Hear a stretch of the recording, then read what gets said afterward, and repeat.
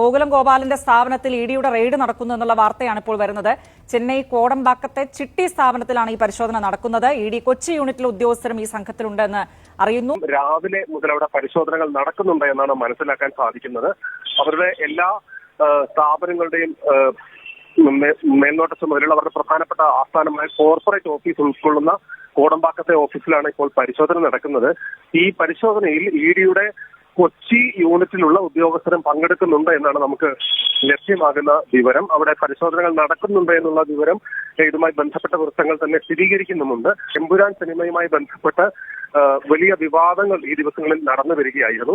ഒരു സിനിമയുടെ ആ സിനിമ ലൈക്ക പ്രൊഡക്ഷൻസുമായി ബന്ധപ്പെട്ട് ചില പ്രതിസന്ധികളിൽ എത്തിയപ്പോൾ അവസാന ഘട്ടത്തിലാണ് ഗോകുലം ഗോപാലൻ അദ്ദേഹത്തിന് തന്നെ പല ആളുകളും സാമൂഹ്യ മാധ്യമങ്ങളടക്കം വിശേഷിപ്പിക്കുന്നത് പോലെ ഒരു രക്ഷകനായി ആ സിനിമയുടെ പ്രതിസന്ധിയിൽ നിന്ന് കരകയറ്റാൻ എത്തിയത്. എന്നാൽ പിന്നീട് അത് വലിയ വിവാദങ്ങൾ ഉണ്ടാവുകയും ഈ സിനിമയിലെ എമ്പുരാൻ പോലെ ഒരു സിനിമ എടുത്ത് തലയിൽ വെക്കുന്ന സമയത്ത് ഗോകുലം ഗോപാലിനൊന്നും സ്വപ്നത്തിൽ പോലും ഇങ്ങനെ ഒരു ഗതികേട് പ്രതീക്ഷിച്ചിട്ടുണ്ടാവില്ല.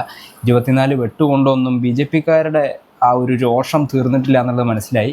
രാജ്യം ഭരിക്കുന്ന BJP-യെ വിമർശിച്ചു കഴിഞ്ഞാൽ ചിട്ടി ഓഫീസിൽ നിന്ന് മാത്രമല്ല ഇട്ടിരിക്കുന്ന ജട്ടി വരെ ഊരി പരിശോധിക്കാനുള്ള പവർ ഇപ്പോൾ BJP-യുടെ കയ്യിലുണ്ട് എന്നുള്ളത് ഗോകുലം ഗോപാലന് ആലോചിക്കണമായിരുന്നു. എന്തൊക്കെ പറഞ്ഞാലും ആ 24 വെട്ടും അത് കഴിഞ്ഞുള്ള വെട്ടും കടും വെട്ടും കൊണ്ടൊന്നും പരിപാടി തീർന്നിട്ടില്ല എന്നുള്ളത് മനസ്സിലായി. അപ്പോൾ പിന്നെ ഇനി എമ്പുരാനിൽ കണ്ട പോലെയുള്ള ബാക്കി സീനുകളും കൂടി ഗോകുലം ഗോപാലൻ ചെയ്യും. ഇനി അടുത്തത് പൃഥ്വിരാജിനാണ്, മോഹൻലാലിനാണ്, അങ്ങനെ എല്ലാവർക്കും കിട്ടാനുള്ള സാധ്യതയുണ്ട്.